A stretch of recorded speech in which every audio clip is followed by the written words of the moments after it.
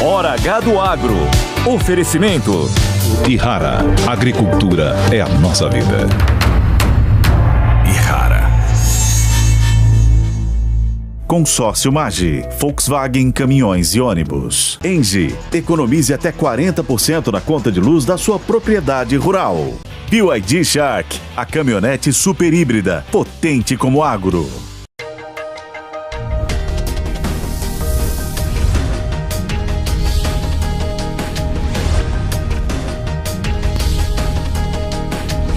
Hora H do Agro, com Kellen Severo. Olá, sejam muito bem-vindos ao Hora H do Agro. Vamos aos destaques de hoje. O retorno de Trump, candidato dos republicanos, tem vitória histórica que marca uma nova era nos Estados Unidos. Vamos entender os efeitos em geopolítica, economia, agro e muito mais nesta edição. Você vai ver também que o dólar sobe e há preocupações com o excesso de gastos do governo Lula. Aqui no Brasil, o Banco Central também elevou as taxas de juros para tentar conter a inflação e os rumos da economia estarão em discussão nesta edição. A pedido do PSOL, o Supremo Tribunal Federal vai decidir se aumentará ou não impostos sobre pesticidas aqui no Brasil. E tem mais destaques nesta edição. Você conhecerá a condição dos preços de carne para o futuro, porque a carne já disparou no atacado e o consumidor também pode desembolsar mais pelo produto. E os destaques da tecnologia com os Oscars dos tratores, as melhores máquinas agrícolas do mundo. Nesta edição, os vencedores estarão em destaque. Tudo isso e mais no Hora H do Agro, que já está no ar. Vitória histórica. Donald Trump, candidato dos republicanos, é o novo presidente dos Estados Unidos. Depois de uma campanha marcada por tentativas de assassinato contra Trump, desistência de Joe Biden e margens apertadas nas pesquisas de intenção de voto até o último minuto, a semana marcou o início de uma nova era nos Estados Unidos. O Trump retorna à Casa Branca com mais de 50% dos votos, o que significa que mais de 73 milhões de pessoas votaram no candidato, contra cerca de 47% dos votos recebidos pela oponente Kamala Harris. No agro, a maioria dos estados onde fica o cinturão agrícola votou em Trump. Uma projeção da Universidade da Flórida revelou que as eleições nos Estados Unidos tiveram o segundo maior comparecimento em 100 anos, com participação superior a 64%. A posse está programada para o dia 20 de janeiro.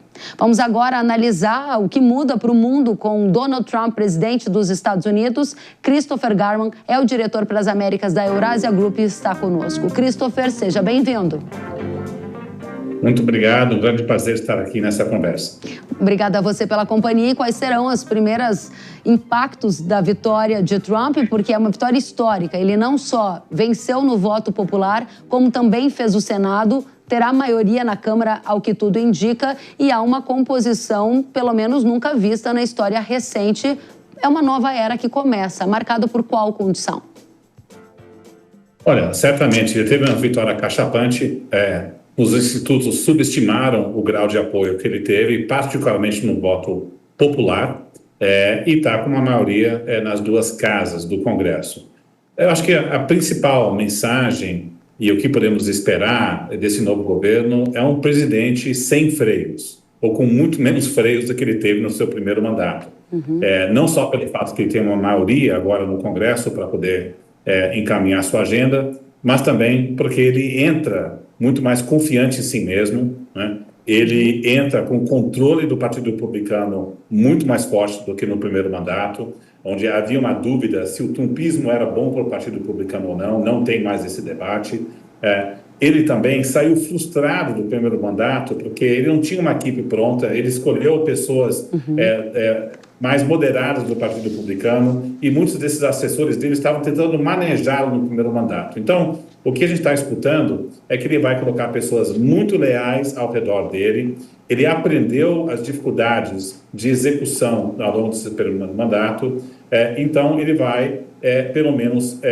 esse aprendizagem e pessoas leais com a maioria do Congresso vai executar as suas preferências. o mote do Trump, que ele já deixou claro logo depois da eleição, promessa feita, promessa cumprida. Então, não vai ser um repeteco do primeiro mandato. Então, isso significa que a gente tem que levar a sério as promessas feitas na campanha. Temos que levar a sério as promessas de protecionismo comercial. Precisamos levar a sério as promessas de deportação de imigrantes ilegais. Precisamos levar a sério as promessas do lado fiscal também. Então, acho que podemos falar sobre essas repercussões, tanto do lado geopolítico quanto do lado econômico.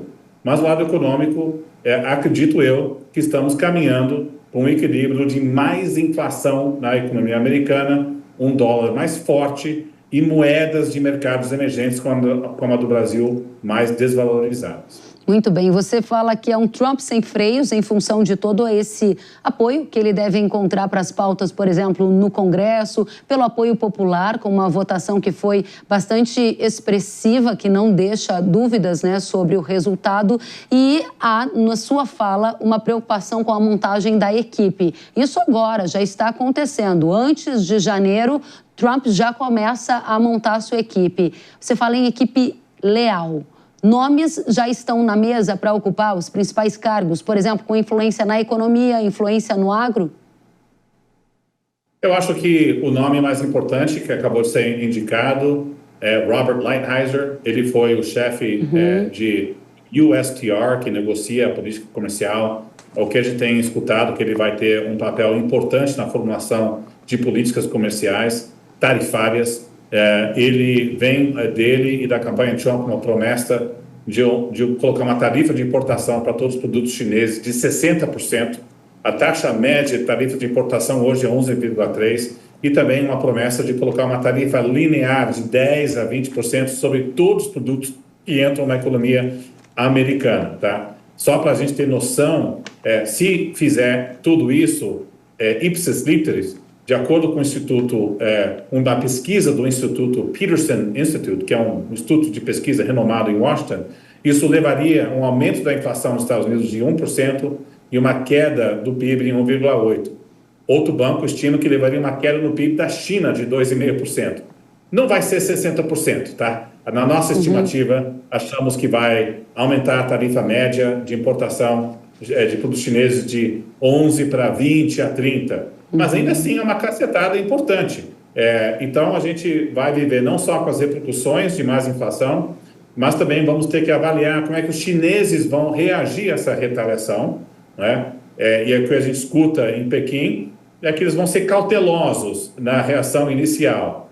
Mas eu diria que um agravamento das tensões entre Estados Unidos e China é uma das grandes repercussões da vitória do Donald Trump. O Oriente Médio não muda tanto, Rússia e Ucrânia tem mudanças, mas não tem relevâncias em termos de como a guerra vai terminar, mas Estados Unidos e China é que a gente tem que ficar de olho e, evidentemente, como todos os telespectadores aqui do seu programa sabem, isso pode ter repercussões no agro brasileiro. Exatamente, então a gente começa por aí. Você já foi bastante claro em dizer que o Trump, nas suas palavras, disse que promessa feita vai ser promessa cumprida. Você já indica o importante nome da equipe de Trump que tem essa direção. Direção de tarifas, principalmente contra a China. Quero explorar esse tema com mais profundidade, porque para a nossa audiência que está lembrada, lá no último governo Trump, quando houve um aumento de tarifas dos Estados Unidos contra a China, houve uma queda nas exportações de produtos agrícolas dos Estados Unidos para a China e uma consequente alta das exportações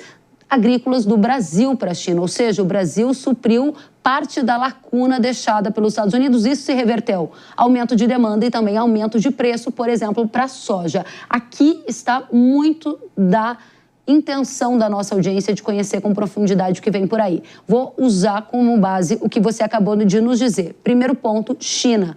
Promessa de Trump, 60%, como está hoje, taxa média de 11%. Vocês da Eurásia esperam taxas médias de 20% a 30% sobre a China. Isso vai ser a primeira ação de Trump? Isso já no começo de 2025? Como você disse, é uma cacetada já no início? Talvez esses 20% a 30% seja uma escadinha. Talvez o governo venha a colocar tarifas diferenciadas em certos produtos, mas acreditamos que ao longo do primeiro semestre de 2025 vamos ter medidas tarifárias, sim, contra a China, chegando a 20% a 30%. Né? E também vai ter essas medidas, talvez uma tarifa linear de 10% sobre todas as economias, mas cada uma tem que ser feito país por país, de acordo com a legislação americana. Então, vem uma medida razoavelmente forte contra a China, e não só temos que avaliar, né, o que o Trump faz, mas como é que a China reage, tá certo? De acordo com nossos diretores, né, que acompanham a China, acabaram de voltar de Pequim, com conversas com membros do Politburo chinês, qual a leitura que a gente teve dessa última rodada de conversas? A liderança chinesa está muito preocupada com o crescimento econômico lá.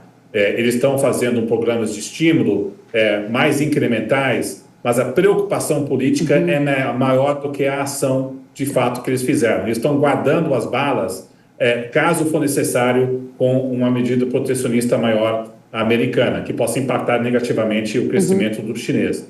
E também eles vão ser, o que ele está escutando, cautelosos na resposta, porque existe um diagnóstico em Pequim que talvez esse pacote do Trump não se sustente, que gera repercussão negativa na economia americana. Então, eles não vão reagir com retaliação tarifária de imediato.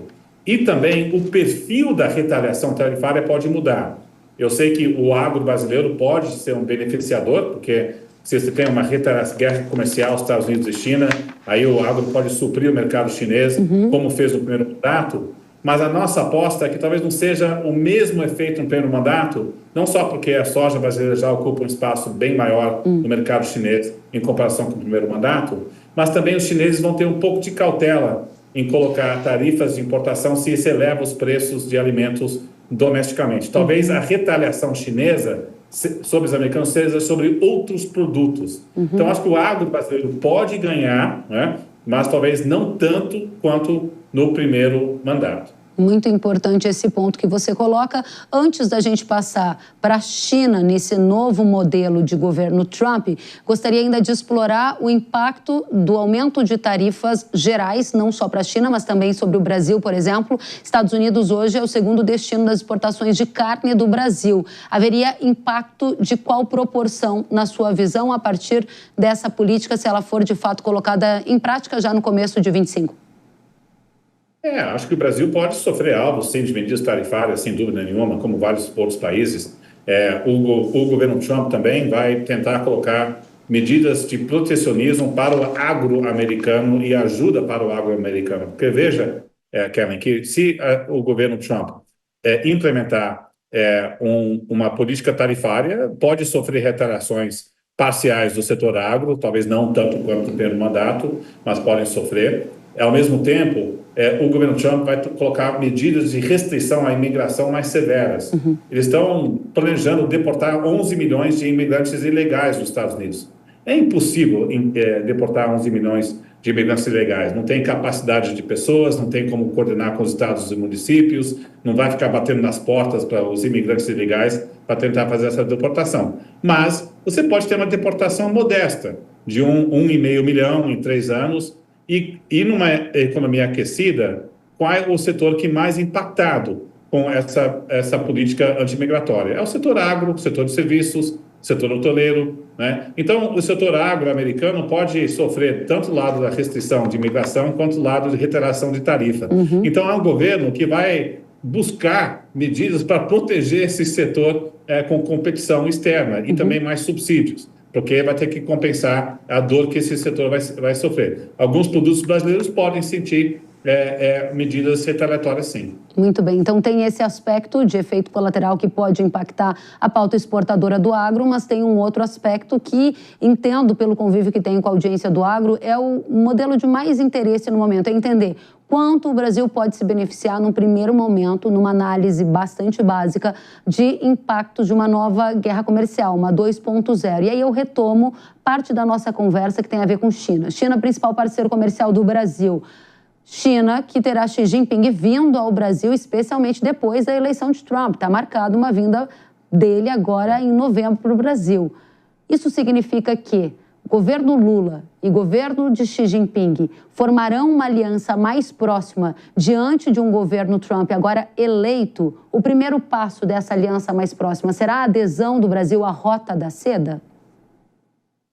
É bem delicado essa relação, porque se o Brasil vier anunciar adesão à Rota da Seda, certamente o Brasil entra no radar do governo Trump mais do que deveria, né?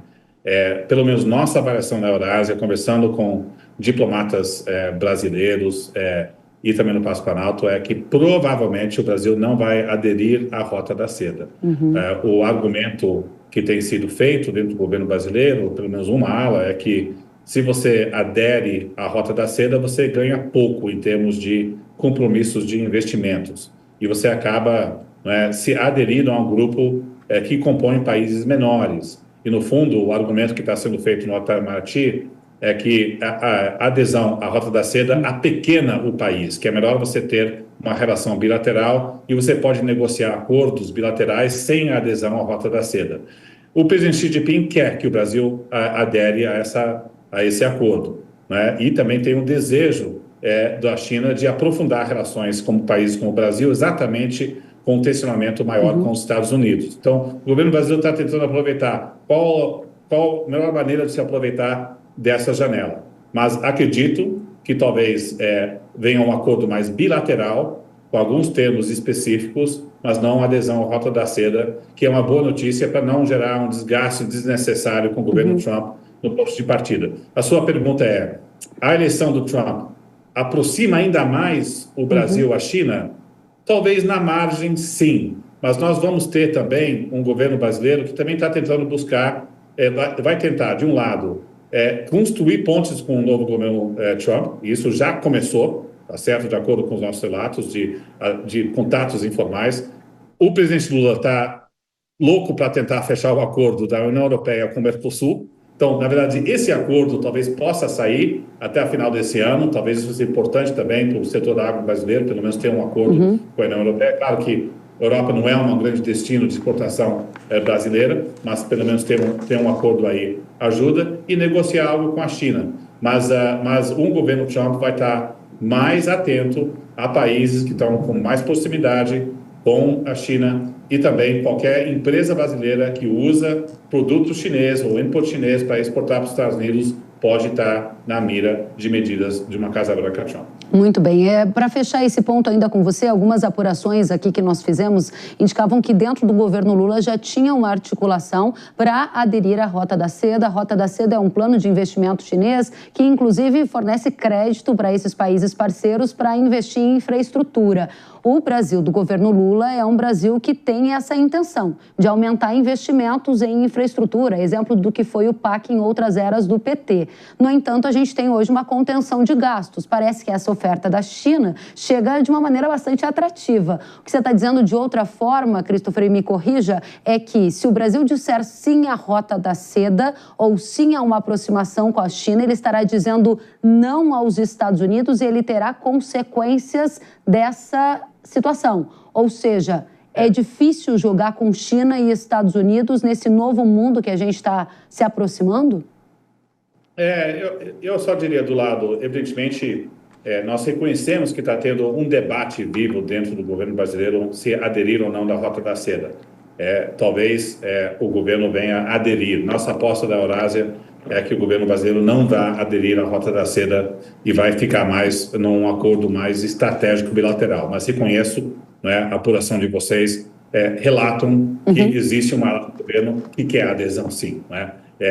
Então, vamos dizer que isso é um ponto em aberto. O que eu estou dizendo é, se de fato o governo brasileiro aderir, o Brasil entra no radar do governo Trump mais do que deveria.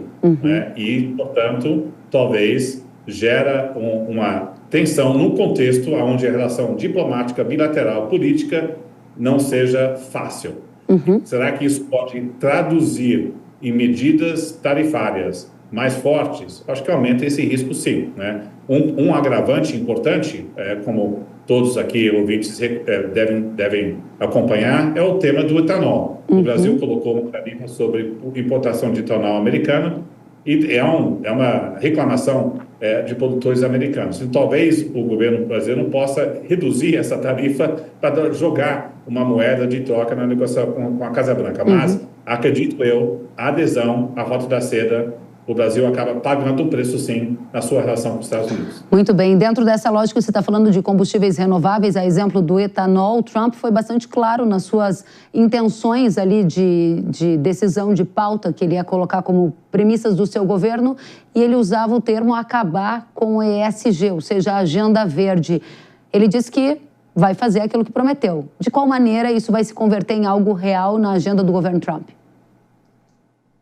Você pode ter o programa do IRA, não é? Assim, Inflation Reduction Act, que é um programa de incentivo de política industrial enorme nos Estados Unidos, do governo Biden, que tem vários elementos que inclui medidas para incentivar a transição energética. Talvez algumas linhas de financiamento para a transição energética e energias renováveis sejam retiradas. Olhando o incentivo para o uso de etanol, isso é uma coisa que tem muito apoio em estados republicanos, de produtor de milho. Então, é difícil que venha retirar esse tipo de benefícios para o uso de energia renovável nesse sentido.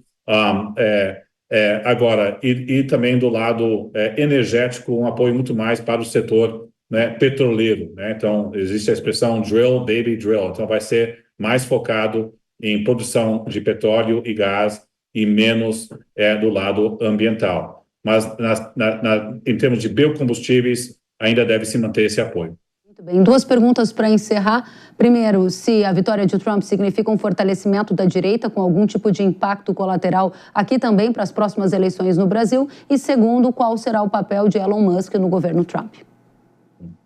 Eu não acredito na tese que a vitória do Trump pode alavancar a direita aqui no Brasil, ou é um sinal de uma onda favorável à direita. Eu vejo a vitória do Trump derivada de fatores principalmente econômicos. Foi o custo de vida, foi o surto de inflação em 2022 que reduziu o poder de compra em eleitores nos estados-chave, é isso que explicou a vitória dele.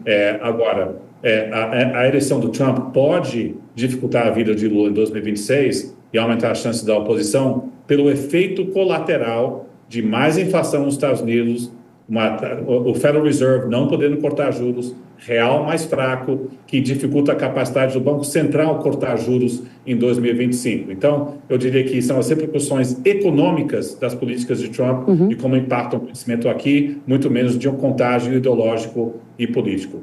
Elon Musk, ele deve ser um assessor influente, sim. É claro que isso agrava a relação bilateral, não ajuda o fato que a empresa dele foi banida, pelo menos parcialmente, pelo Supremo Tribunal Federal, mas, ao mesmo tempo, não sei o quanto que isso pode levar a decisões punitivas. Também não acredito que a vitória do Trump aumenta a probabilidade da reversão da inelegibilidade do ex-presidente Jair Bolsonaro. Muito bem, muito obrigada. Diretor para as Américas da Eurasia Group, Christopher Garman, muito obrigada por estar conosco, trazer todas as atualizações. Volte sempre, você é muito bem-vindo. Muito obrigado pelo convite. Até a próxima.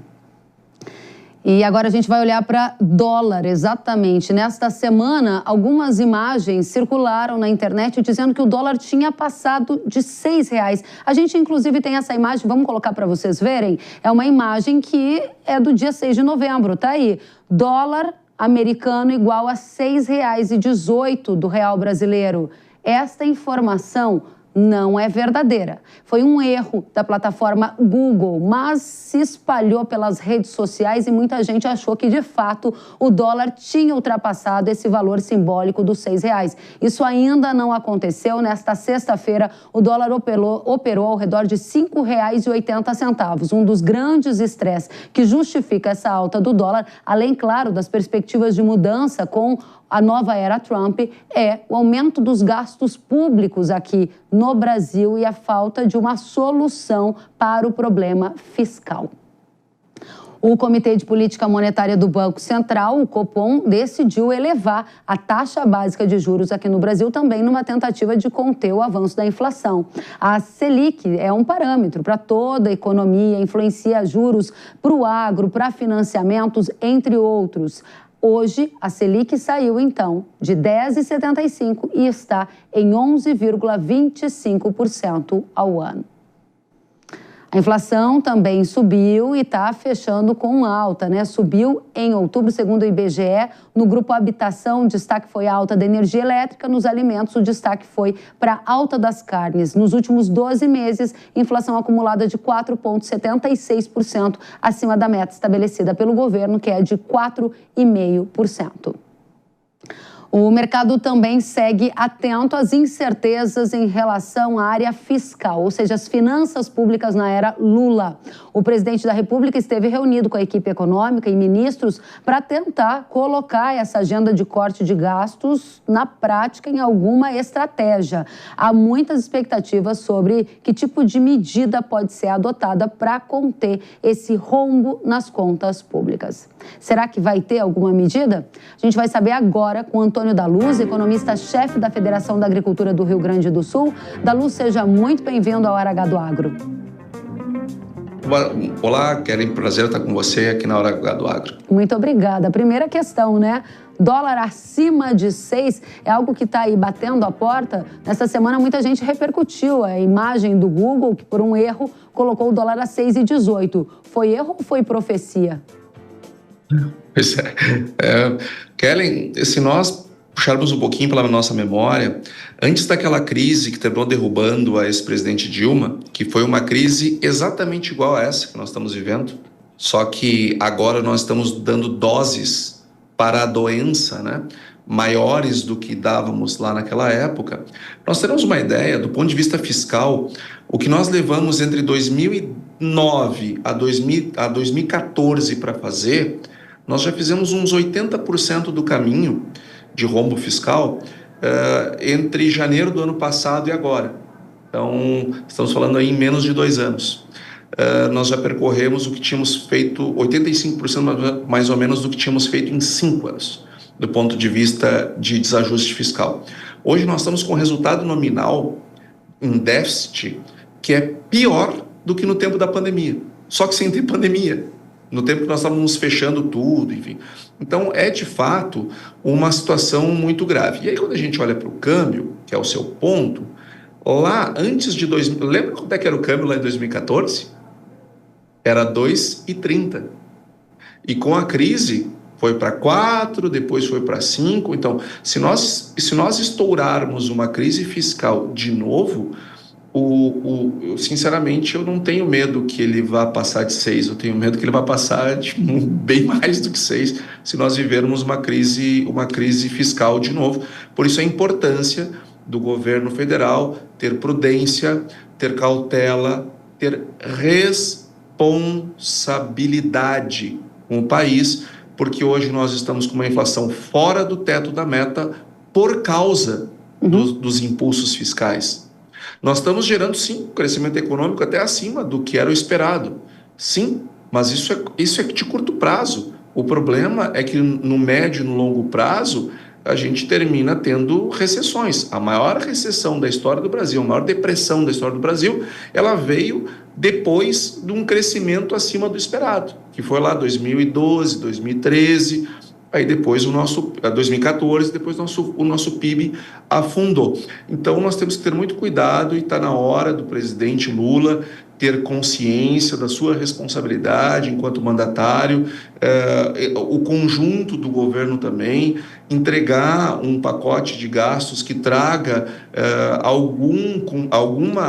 alguma saída fiscal para o país. Eu não estou esperando, sinceramente, um pacote ótimo. Eu estou esperando no máximo um pacote bom, mas bom o suficiente de não nos jogar no abismo de novo.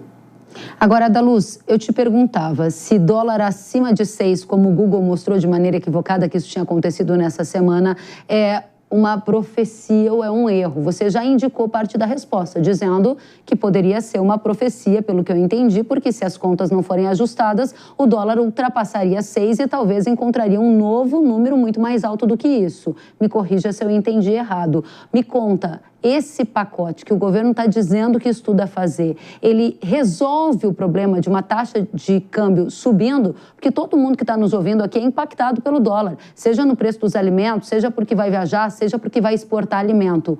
Por que o dólar sobe tanto? É só porque o governo está gastando muito, tem outros fatores, e o só é entre aspas, tá? E a gente tem alguma luz no fim do túnel? Por exemplo, o juro aumentou aqui, caiu nos Estados Unidos. Isso pode trazer mais dólar para cá e diminuir a taxa do dólar? Quando os Estados Unidos reduzem a taxa de juros por lá, isso é um efeito baixista para o câmbio. E ainda assim nós estamos subindo o câmbio aqui no Brasil. Porque o que está acontecendo? O governo está nos levando em direção ao abismo fiscal. E a uma crise econômica severa, que é a consequência dos abismos fiscais. De novo, há menos de 10 anos nós vivemos a mesma coisa. Nós precisamos aprender com o nosso passado. Se a gente não consegue aprender com o passado longo, pelo menos com o curto, nós brasileiros precisamos aprender. Num abismo fiscal que traz crise econômica, ninguém quer ter a moeda do país que está em crise. Se prefere ter uma moeda forte na mão. Então, por isso que o câmbio ele se eleva em circunstâncias como essa.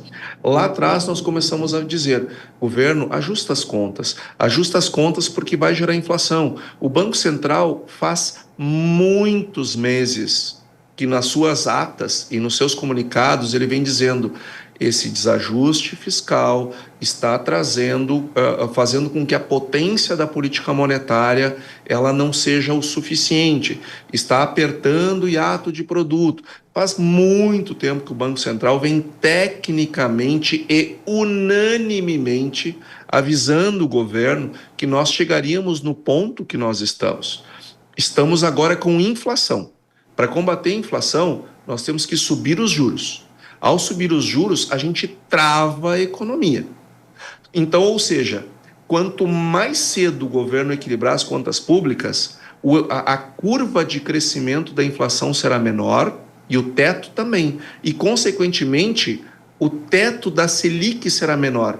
Agora, se o governo continua gastando acima do equilíbrio macroeconômico, gerando esse impulso fiscal, nós vamos ter inflações cada vez mais elevadas e a consequência será Selics cada vez mais elevadas e a consequência na nossa vida é que o fundo do poço econômico vai ficando cada vez mais fundo. Previsões não muito animadoras, Antônio da Luz. A gente vai continuar te chamando para atualizar esse cenário e a gente espera que algo seja feito para melhorar, porque a gente não quer conhecer esse fundo cada vez mais fundo que você nos alertou. Antônio da Luz, que é economista-chefe da Federação da Agricultura do Rio Grande do Sul, obrigada pela presença, volte sempre.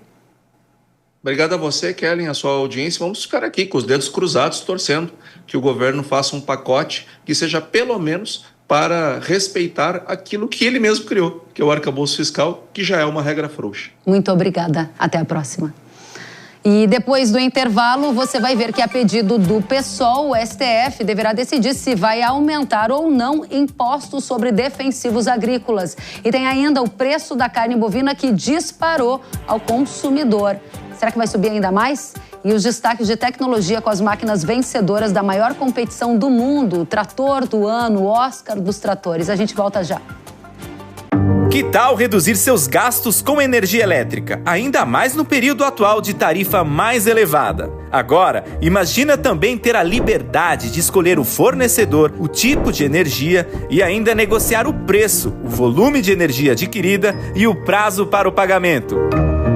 Bem-vindo ao Mercado Livre de Energia, uma nova forma de contratar energia elétrica. Se sua empresa gasta mais de R$9 mil mensais na conta de luz, fique sabendo que você pode ser elegível para economizar até 40% na sua fatura, fazendo a migração para o Mercado Livre de Energia. E se você for produtor rural, por exemplo, você pode equilibrar os desafios crescentes de consumo do setor, fazendo a migração usando apenas o CPF. CPF. No Mercado Livre de Energia, você tem autonomia para escolher o fornecedor de energia e sabe o quanto vai pagar por mês. É só escolher e negociar com uma geradora ou comercializadora privada de energia, como a ENGIE, que é líder na geração de energia 100% renovável no Brasil e referência no mercado livre de energia no país. Com a ENGIE, sua empresa tem fornecimento garantido, previsibilidade de custos, consumo de energia renovável e muito mais. Tudo isso sem comprometer a qualidade da energia fornecida ao seu negócio, tornando mais competitivo e sustentável.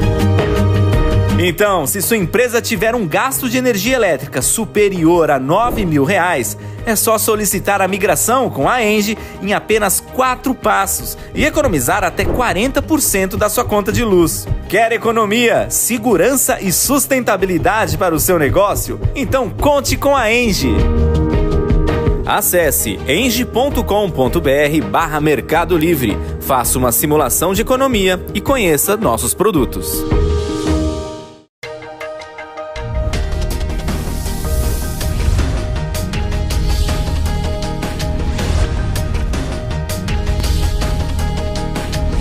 Hora H do Agro, com Kellen Severo. As doenças estremecem os investimentos e o planejamento da safra. Fusão fungicida da Irrara, com a alta performance e o baixo investimento no combate às doenças da soja. Imbatível no controle da ferrugem, mancha-alvo, antracnose, oídio e anomalia da soja. Rápida proteção, máximo desempenho em condições climáticas desfavoráveis. Consistência em alta produtividade comprovada pelos especialistas. Fusão da Irrara, o fungicida da soja que você tem que usar. Produto de uso agrícola. Venda sob receituário agronômico. Consulte sempre um engenheiro agrônomo.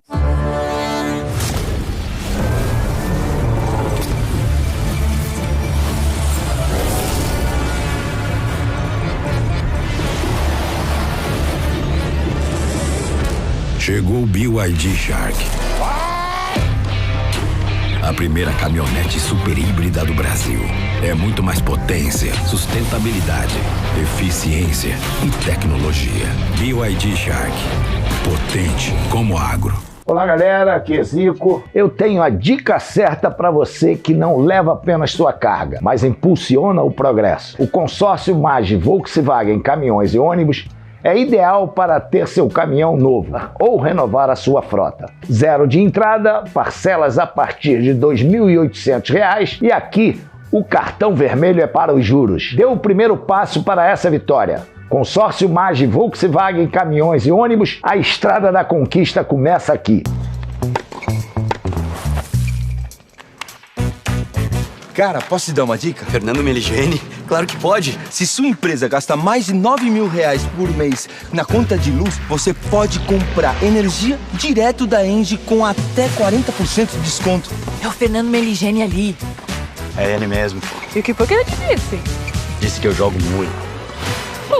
Vem pra ENGIE, a sua parceira no mercado livre de energia. Apresentamos a formação completa que transformará você em um expert em Excel e Power BI. No mundo dos negócios de hoje, saber manipular e analisar dados não é apenas uma habilidade, é uma necessidade. Com uma taxa de empregabilidade de 95%, a formação Excel e Power BI da NIL vai fazer você dominar as ferramentas essenciais para análise de dados e abrir portas para oportunidades de carreira inimagináveis. São mais de 100 horas de aulas gravadas e exercícios práticos. Nossa formação foi cuidadosamente desenvolvida para oferecer uma experiência de aprendizado completa e imersiva. Comece agora a sua transformação em newcursos.com.br.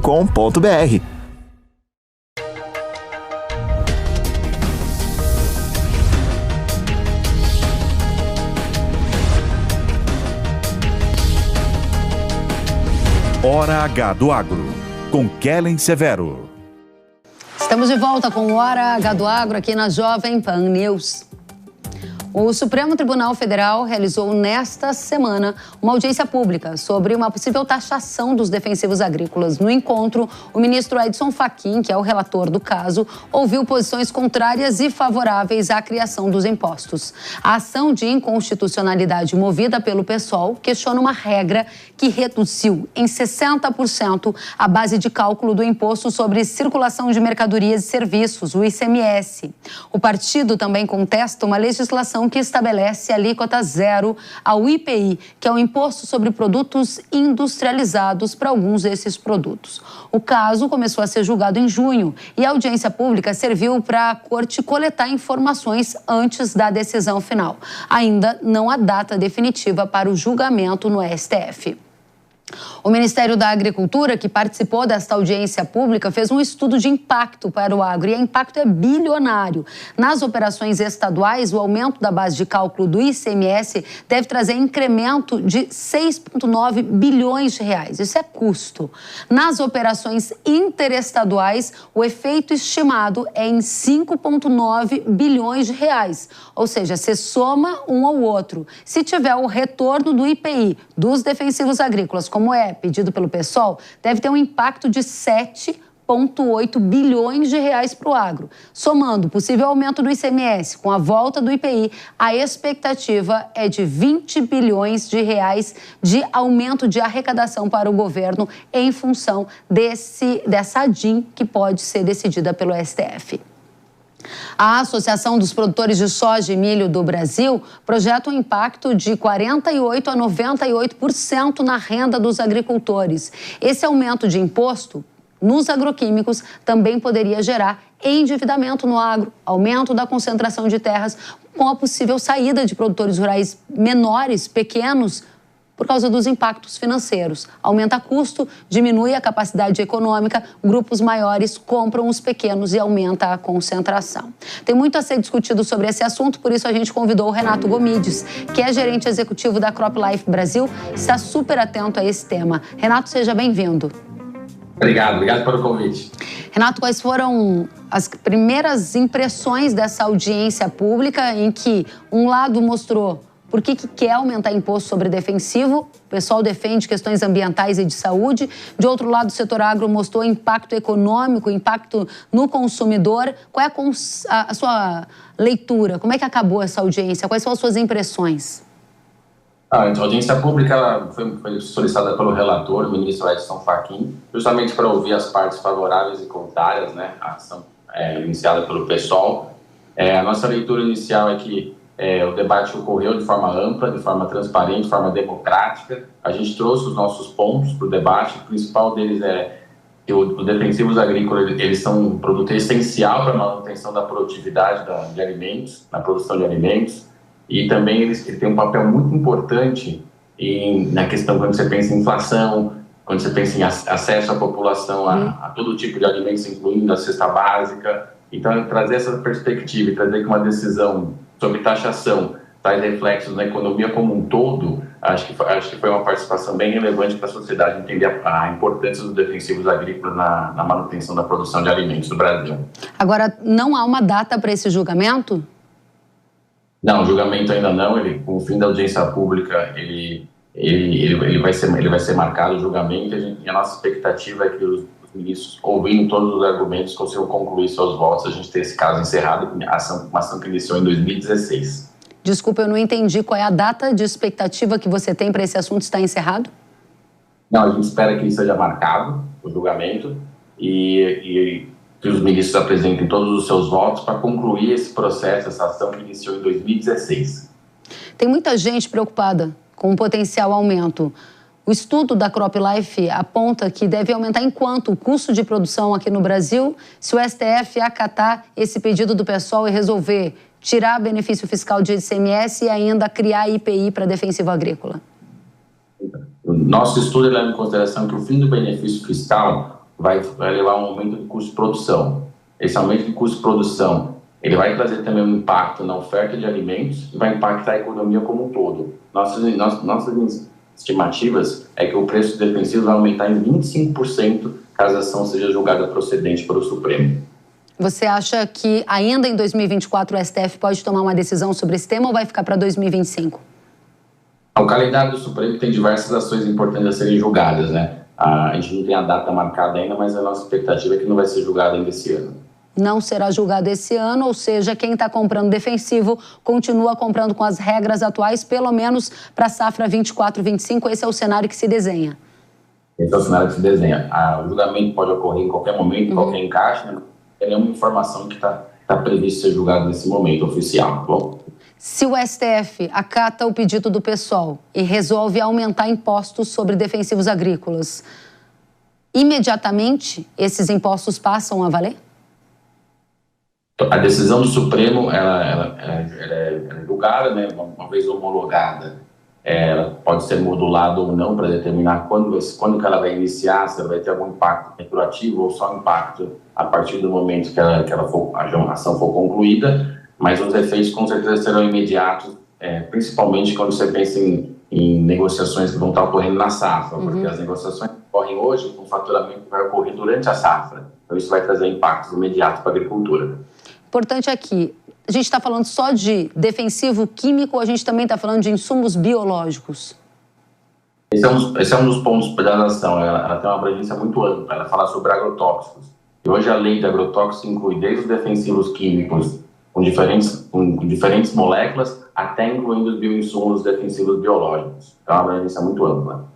Ou seja, toda a agricultura praticamente seria impactada por essa medida, com um potencial de incremento bilionário para a arrecadação do governo e de impacto de custo de produção também gigantesco no agro. Não é nada boa essa perspectiva que você está colocando aqui do tema estar em discussão e essa hipótese ainda haver uma chance de ser aprovada. Os defensivos eles são essenciais para a proteção de plantas e para a produtividade da agricultura brasileira. Então, no nosso estudo conduzido pela Tendências, a gente estima que o efeito negativo na economia é muito maior do que o efeito positivo da arrecadação. Então, traz um impacto significativo em custo de produção, em queda de oferta de alimentos, massa salarial, PIB. Então, tem uma série de indicadores econômicos que vão ser afetados negativamente caso a ação seja julgada procedente. Última pergunta. Analisando o perfil de voto de cada um dos ministros, a composição da corte, você arrisca dizer que a corte tem hoje uma inclinação a votar pela criação de impostos sobre defensivos agrícolas? Existem, como qualquer tema discutido na corte, tem ministros favoráveis e desfavoráveis ao tema. Nossa leitura aqui, com essa audiência pública, com as informações que nós já adicionamos no processo, eles têm todas as informações para tomar uma decisão que não seja prejudicial à agricultura brasileira. Então, a nossa expectativa é que temos a informação ministro a ministro, eles tomam o voto de forma individualmente, mas a gente acha que com todos os elementos trazidos por nós e por outras partes no processo, eles têm mais do que elementos suficientes para não julgar essa ação procedente. Muito bem. Renato Gomides, gerente executivo da CropLife Brasil, obrigada pela presença. Volte sempre. Obrigado a você. Até a próxima. E agora a gente troca de tema, a gente vai falar de carnes. Um levantamento realizado pela consultoria StoneX Brasil revelou que o preço da carne bovina aqui no país disparou nos últimos meses. O valor da carcaça casada bovina, que é a somatória dos cortes dianteiro, traseiro e ponta de agulha, subiu 31% entre agosto e novembro. Nessa tela que está aparecendo aí, você pode ver o salto que a cotação registrou no período no atacado. O atacado que é o intermediário entre a indústria frigorífica e o supermercado. E a carne ao consumidor já subiu? Já subiu também. No varejo, o preço da carne segue um movimento de alta. Entre julho e setembro, os cortes bovinos traseiros tiveram alta de 4%, ou seja, sobe menos do que subiu no atacado. Os cortes dianteiros também registraram alta, aí você vê aqui nessa tela. E aí, o preço da carne já chegou no teto, a gente vai conseguir ter carne mais acessível para as festas de fim de ano? Ou vai ficar mais caro, hein? Caio Toledo, diretor da StoneX Brasil, está conosco. Caio, seja muito bem-vindo. Olá, Kelly, um prazer estar aqui com vocês. Muito obrigado aí pelo convite. Caio, a gente acabou de mostrar alguns dados que vocês nos apontaram da StoneX. Pico de preço da carne, né? A carne subiu no atacado, subiu ao consumidor. O preço da carne ao consumidor vai subir ainda mais? O que está acontecendo com o mercado? Olha, Kellen, nós temos observado nos últimos meses alguns fatores, alguns fundamentos que nos ajudam a entender um pouquinho dessa movimentação de alta da carne, tanto no mercado atacadista quanto no varejo, né? Primeiro ponto, eu acho que são as exportações. O Brasil tem se consolidado cada vez mais no mercado internacional e os volumes têm crescido mês a mês, ano a ano. Então, eu acho que é o primeiro ponto a se destacar. Segundo, é a própria macroeconomia brasileira, né? Nós estamos vendo níveis melhores de PIB, melhores níveis de renda, baixos níveis de desemprego, e isso acaba ajudando muito na carne bovina ou no consumo de proteínas. Das quais, se a gente for observar os últimos dados, nós tivemos uma alta de quase todas as proteínas, principalmente a bovina e a carne suína. Então, um pouco da alta que nós tivemos da carne bovina foi em função da alta também que nós tivemos das proteínas concorrentes. Então, se a gente somar todos esses fatores, a gente consegue entender por que a carne bovina chegou ao preço que está. Mas tem acho que tem mais 2 destaques aqui. Primeiro, é a questão que nós temos observado já há muito tempo o mercado varejista no Brasil trabalhando num regime de estocagem muito just-in-time ou just-in-case, ou seja, as compras aconteciam conforme a necessidade. E essa necessidade aumentou bastante nos últimos tempos. Então, esse movimento de necessidade de estoque fez com que também visse uma alta muito forte de maneira muito rápida no nosso mercado brasileiro. E segundo, algo que não tem nem confirmação de tanta evidência empírica, é a possibilidade de que as eleições tenham influenciado um pouquinho nessa alta que nós vimos nesses últimos 2 meses. Dentro desse contexto que você está me dizendo, é possível acreditar que o pico da alta de carne não chegou ao fim? Vai ter um ponto ainda mais alto nessa curva que você nos mostrou? Acho que essa resposta só o consumidor final vai conseguir passar para a gente, mas se a gente colocar tudo sobre a mesa, partindo de uma leitura de ceteris paribus que a gente usa na economia, talvez ainda haja espaço para aumento do preço da carne bovina, mas, obviamente, a demanda é quem vai ditar o ritmo dessa alta e se, de fato, ela vai existir.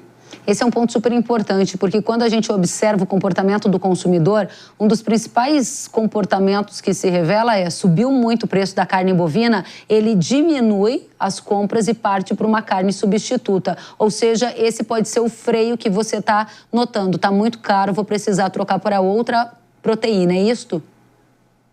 Claro, mas as outras proteínas também estão com os preços mais caros. Então, a relação de troca entre elas ainda, de certa maneira, coloca a carne bovina como uma baita de uma competidora frente à mesa do brasileiro.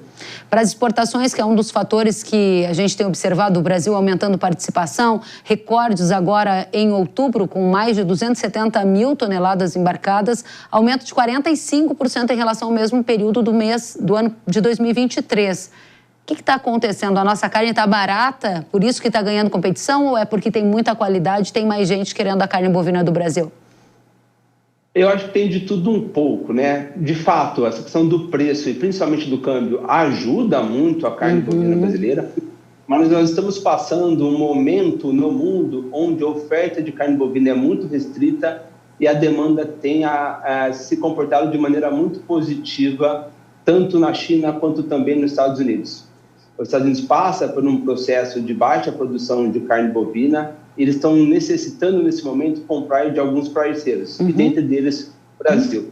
Então, esse movimento das exportações deve perdurar por muito mais tempo, porque a equação entre oferta e demanda de carne bovina tem favorecido o Brasil dentro desse jogo. Vai perdurar por muito mais tempo essa demanda vinda dos Estados Unidos para a carne bovina do Brasil, mesmo se o Trump decidir taxar alguns parceiros comerciais, a exemplo do Brasil, a Eurásia participou conosco aqui nessa edição e falou que pode ter uma taxa média de 10%, passando a incidir para parcerias como o do Brasil já em 2025. Essa resposta, infelizmente, a gente não sabe ainda, porque a gente não sabe qual o tamanho, se vai ter taxação, qual será o tamanho da taxação e se ela virar para a carne bovina especificamente. Então, é muito difícil a gente ter alguma resposta sobre o que pode acontecer. Mas hoje, o que a gente tem observado é assim: os Estados Unidos têm comprado bastante carne bovina brasileira, muito nessa necessidade americana do momento. Isso, obviamente, tem sido muito bom para os produtos brasileiros nas gôndolas norte-americanas. Muito bem. Caio Toledo, diretor da StoneX Brasil, obrigada pela sua presença. Volte sempre. Obrigado. Até a próxima.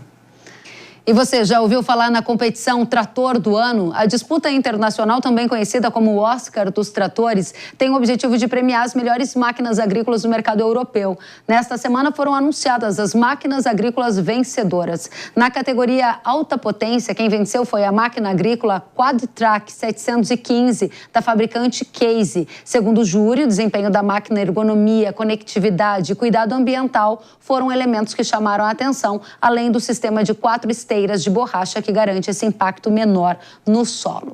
Na categoria Média Potência e Sustentável, a empresa Fendt foi a grande vencedora, com 2 máquinas agrícolas, a Fendt 620 e a Fendt 170 variou. Na categoria Média Potência, o que foi o destaque foi a capacidade da máquina de fornecer potência máxima a uma rotação por minuto baixa. Na categoria sustentável, chamou a atenção o fato do trator ser totalmente elétrico. Ainda em outras categorias, como utilitário, o destaque foi para a máquina AI, de uma fabricante austríaca. O trator foi considerado pelos avaliadores versátil e confiável, com destaque na facilidade de realização de manobras, conforto da cabine, tecnologia de ponta e desempenho do motor. E na categoria especializado, o vencedor foi uma máquina chamada de Toni, da fabricante italiana Antonio Carraro. Trator ideal para vinhedos e pomares, que necessitam de máquinas capazes de lidar com uma ampla gama de tarefas. Largura compacta, motor compatível com até 20% de biodiesel foram alguns dos destaques. E na categoria tratores robóticos também teve vencedor. Foi essa máquina aí da fabricante holandesa Axid. Com um design robusto, as esteiras permitem que a máquina opere em vários terrenos e em diferentes condições climáticas. Outro ponto que chamou a atenção é que o trator é autônomo e, em caso de obstáculos, ele para e aguarda a intervenção do operador para seguir o trabalho. E uma reportagem da agência de notícias Bloomberg revelou nesta semana que o presidente da Bielorrússia, Alexander Lukashenko, propôs abordar produtores de fertilizantes da Rússia para coordenar um corte de 10% na produção de potássio. O objetivo seria aumentar o preço do insumo no mercado. A fala de Lukashenko ocorreu em uma reunião com o diretor executivo da maior empresa bielorrussa de fertilizantes à base de potássio do país.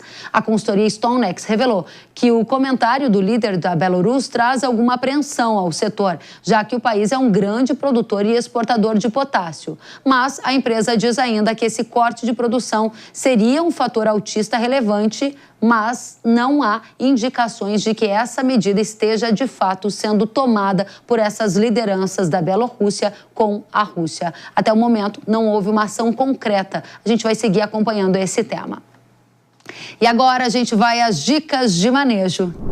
E agora é hora da gente conhecer as novas tecnologias e também estratégias de manejo para as lavouras de soja. Para isso, nós recebemos aqui nos nossos estúdios o Fernando Grigoli, que é pesquisador especialista em insetos, e o Bruno Lucas, representante da Yara. Primeiramente, sejam muito bem-vindos, é muito bom tê-los aqui. Obrigado pelo convite, pela oportunidade. Obrigada a você também, Bruno. Muito obrigado pelo convite. Para a gente começar, olhando para essa safra nova que está aí, a safra de soja 24-25, quais são os principais insetos que afetam essa lavoura?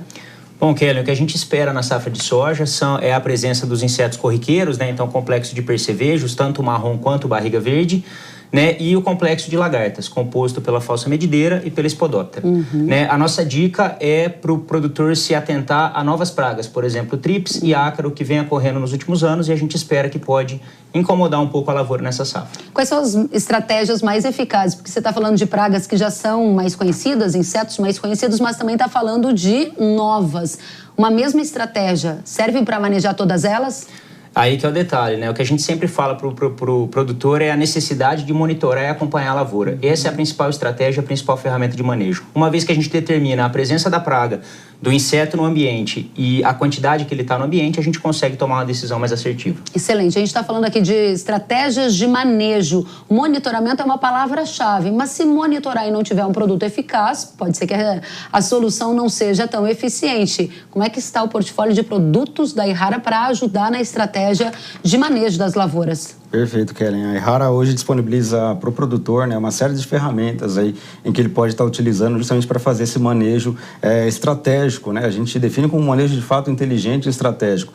E dentre os portfólios que nós temos hoje disponíveis como ferramentas para o agricultor, nós temos produtos para percevejo, né, como os Zeus, como o Terminus, né? Nós temos também produtos para lagartas que são importantes para a cultura da soja, como o próprio Hayat. E também a gente disponibiliza para o agricultor, né? A gente viu aí no último ano uma pressão um pouquinho maior de mosca branca, e é uma praga que ela é esporádica, acontece em determinados anos, outros com menor pressão, mas de qualquer jeito é uma praga que a gente deve estar atento, e nós temos aí tanto o Privilégio quanto o Maxan como ferramentas para esse manejo. Ter a ferramenta certa é super importante. Monitorar é super importante.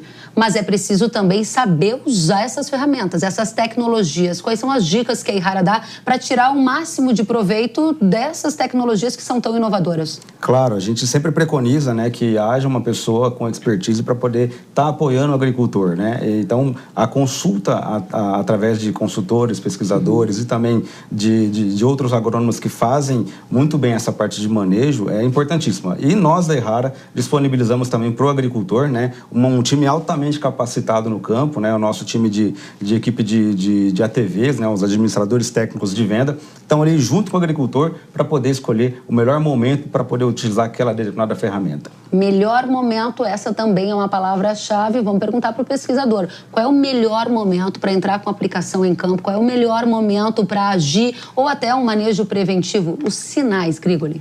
Muito bom. A gente sempre fala para o agricultor ser proativo. O que é ser proativo? É acompanhar a lavoura e logo no início da infestação do inseto a gente lança a mão do uso da ferramenta de controle. E é importante ter, como a Errara apontou, vários produtos, porque a gente precisa de fazer uma sequência de aplicações e é evidentemente que a gente precisa rotacionar ingrediente ativo, mudar modos de ação para evitar problemas futuros.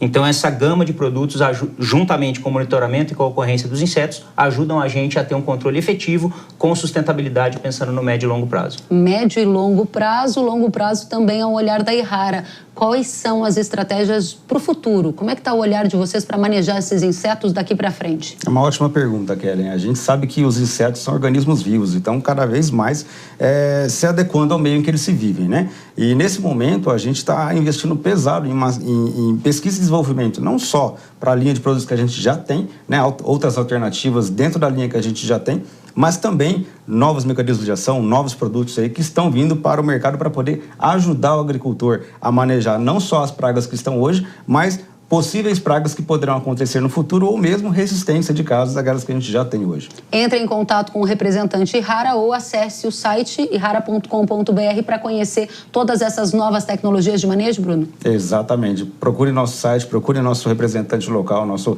ATV, e esteja sempre com o lado da Errara. A Errara estará sempre ao seu lado. Muito obrigada. Palavra-chave para ficar na mente de todo mundo, safra 24-25? Monitoramento e proatividade. Atenção no produto que vai ser usado e na praga que está acontecendo. Muito obrigada. Agradeço a presença de Fernando Grigoli, que é pesquisador especialista em insetos, e Bruno Lucas, que é representante da Errara. Voltem sempre, um prazer recebê-los. Até a próxima. O prazer é sempre nosso. A gente segue em frente. E agora eu tenho um recado para você. Alta performance e baixo investimento, isso você tem com Fusão, o fungicida da Errara que combate o avanço das doenças e da resistência no Brasil. Fusão é imbatível no controle da ferrugem, mancha-alvo e antracnose. A rápida proteção oferece máximo desempenho, mesmo em condições climáticas desfavoráveis, e consistência em alta produtividade comprovada pelos especialistas. Acesse o site errara.com.br ou o QR Code que está aparecendo na sua tela e saiba mais. Fusão, o fungicida da soja que você tem que usar. O Hora H do Agro de hoje fica por aqui. Obrigada pela companhia. Até a próxima. Tchau.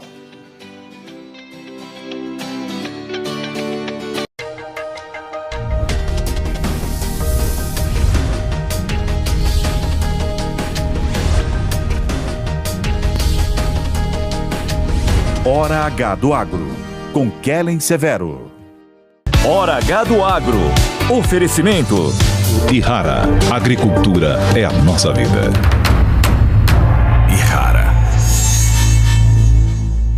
Consórcio Magi, Volkswagen Caminhões e Ônibus. Engie, economize até 40% na conta de luz da sua propriedade rural. BYD Shark, a caminhonete super híbrida, potente como agro. A opinião dos nossos comentaristas não reflete necessariamente a opinião do Grupo Jovem Pan de Comunicação. Realização Jovem Pan News.